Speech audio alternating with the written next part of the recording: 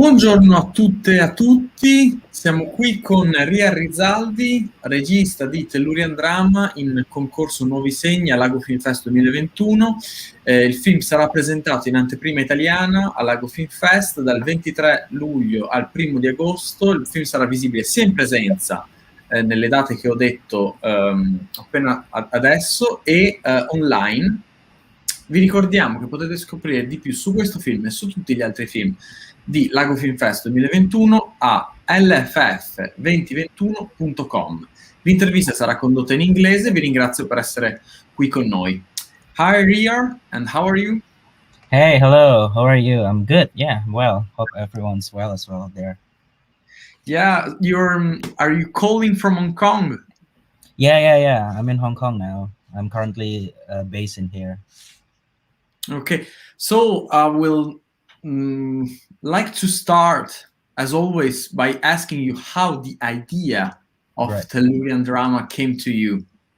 Yeah, so I'm always fascinating by the idea of radio, and I really like radio. I grew up with listening a lot of radio drama, and then but I never know the history of radio in Indonesia. So I come from Indonesia, and then yeah, it's starting because I'm doing research about the history of radio in Indonesia, and then I found this radio station which is quite fascinating, and I never know that radio station. So and then eventually because I researched about the radio station, and then I found the history, and then all of this kind of like interesting history that I never know before. And fascinatingly enough, it's also the radio station is also very close to my parents' house in Indonesia. So there's some sort of kind of like connection in there, and I'm trying to kind of like creating this film based on the research that I did.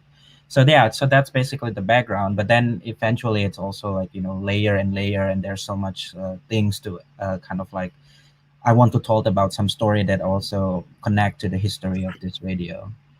And yeah, you start from the radio as with an approach that we can describe as documentarian, but the film developed out after into more fictional one.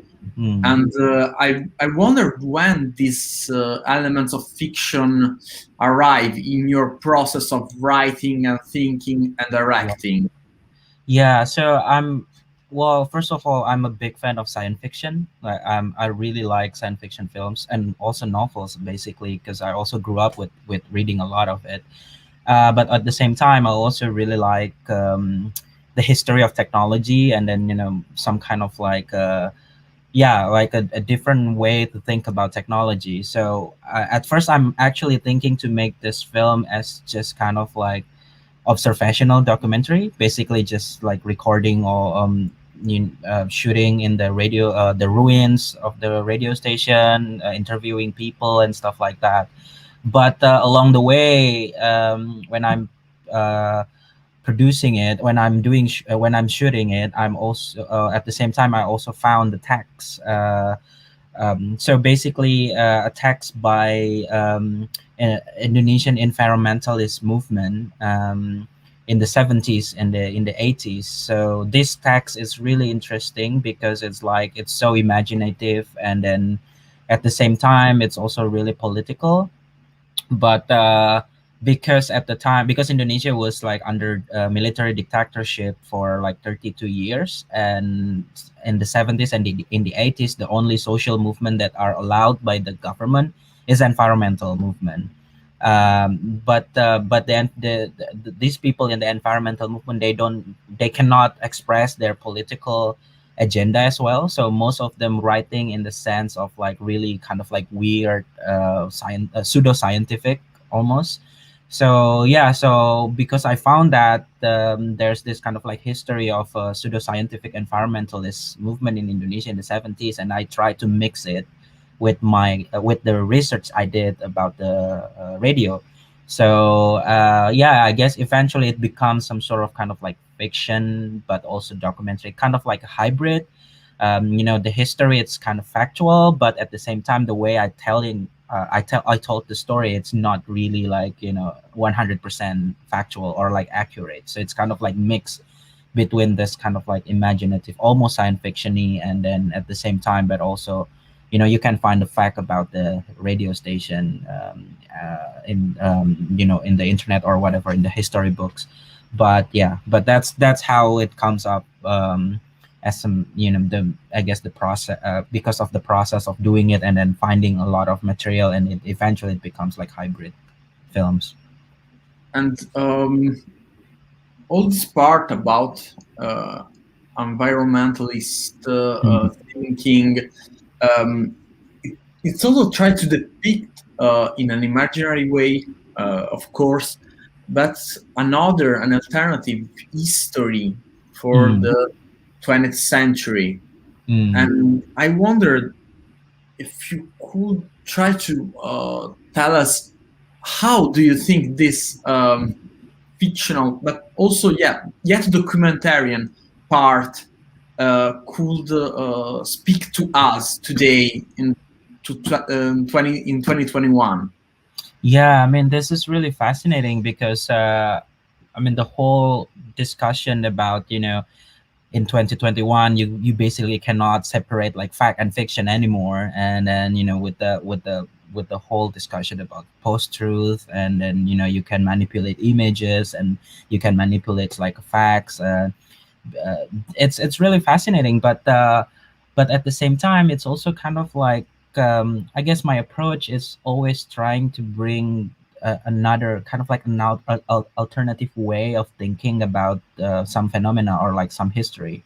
So I mean, it's not necessarily to it doesn't necessarily to be like whether this documentary or fiction, but it's more about like how I told the story, and then somehow it kind of reflects with the audiences, and then how the audiences got the message is, it's all about this kind of like how we connect with for example with nature, or like with yeah with nature. And then in terms of like presentation, I'm not really like I don't really like to kind of like limit myself whether this is a documentary or a fiction. It's much more kind of like I present something, or I made something that imaginative in a way that people could think about alternatives. Like when people watch it, or like when people try to understand the whole films, it's all about alternatives, and whether it's fact or not, it's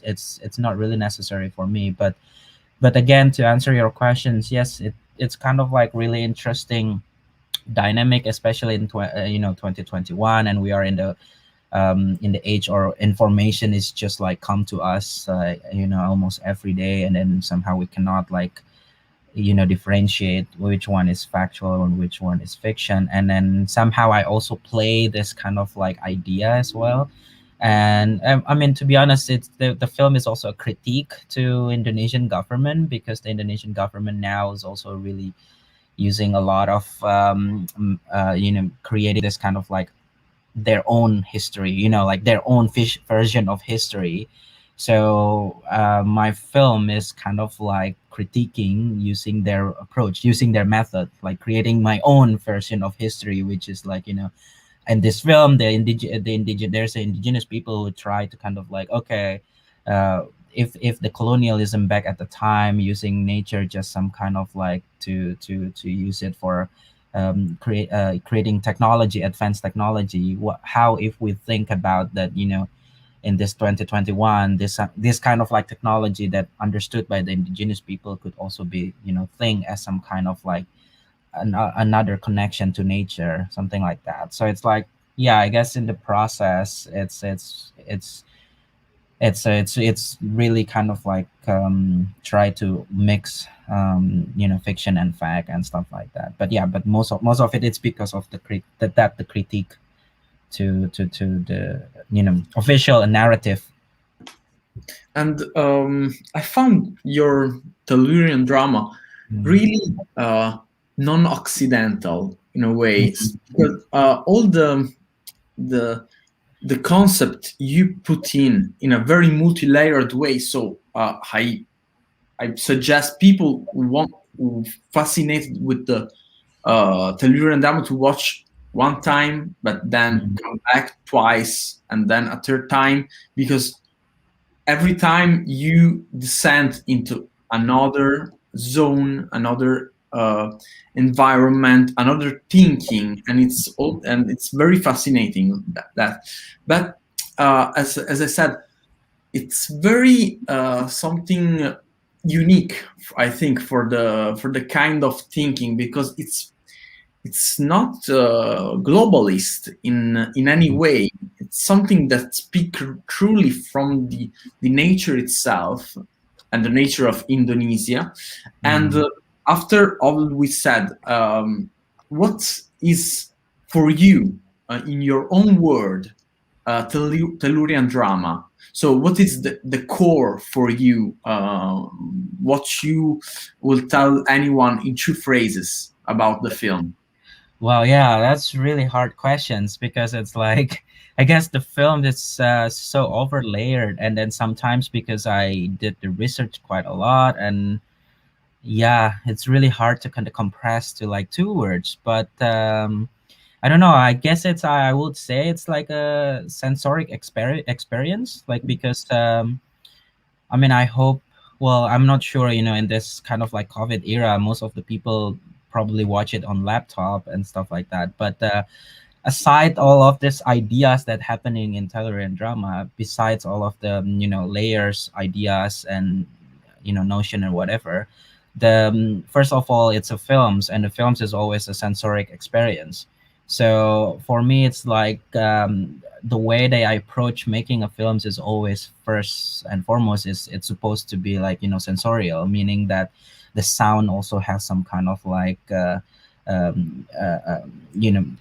sound is also has to be important, and also the image and stuff like that. So yeah, I guess in terms of like even if you're not really understood, or like you're not really familiar with the whole thing about the Indonesian politics, environmental and stuff like that, it's still a sensory experience, with the sound and then the images. So yeah, I would say it's like it's a pure sensoric experience, I hope.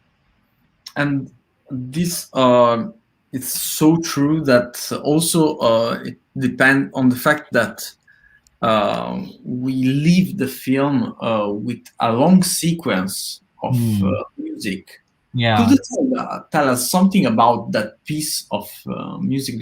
Because I was very curious about it. Yeah, so I mean, it's really interesting because so the musician he's a shaman, and he's also a friend of mine. So I make when I'm making Tellurian drama, we always have this conversation that we want to collaborate someday.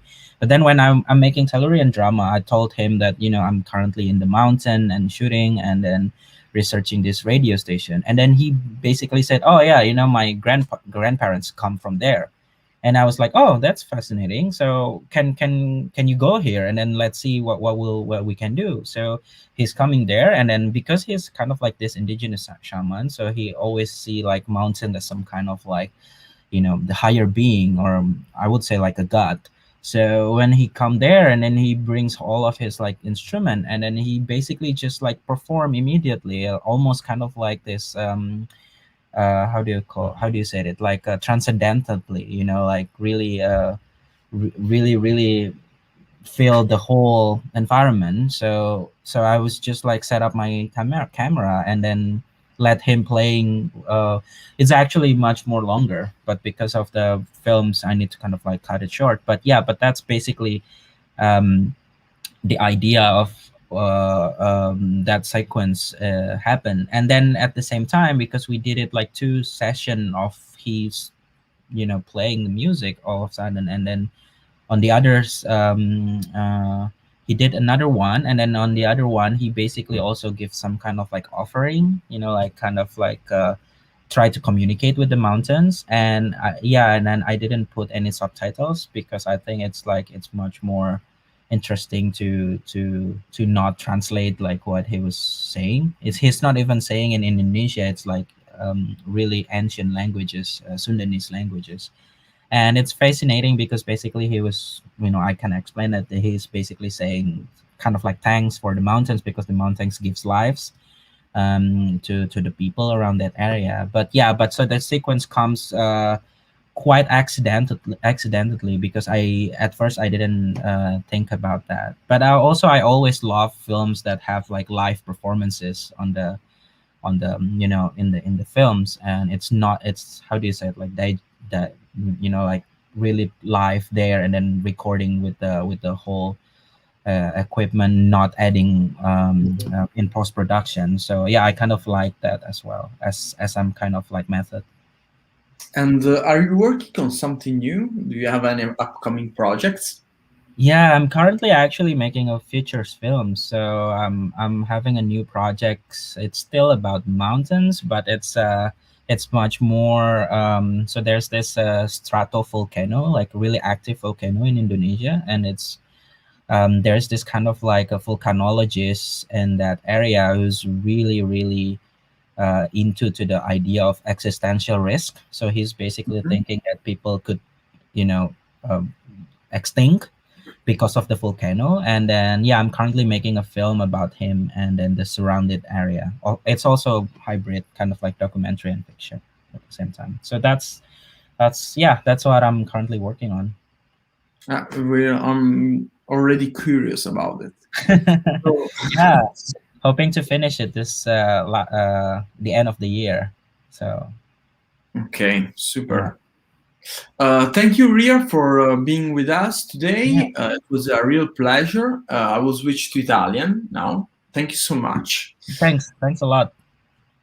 Grazie mille Riar Rizaldi, regista di Tellurian Drama, per essere stato qui con noi. Il Tellurian Drama lo trovate nel concorso Nuovi Segni in anteprima nazionale, sia in presenza che online. Lago Film Fest 2021 dal 23 luglio al 1 di agosto. Potete trovare più informazioni su questo film e su tutti gli altri film presenti e su tutte le attività di Lago Film Fest 2021 a lff2021.com. Io vi do appuntamento a una prossima intervista e vi auguro una buona giornata.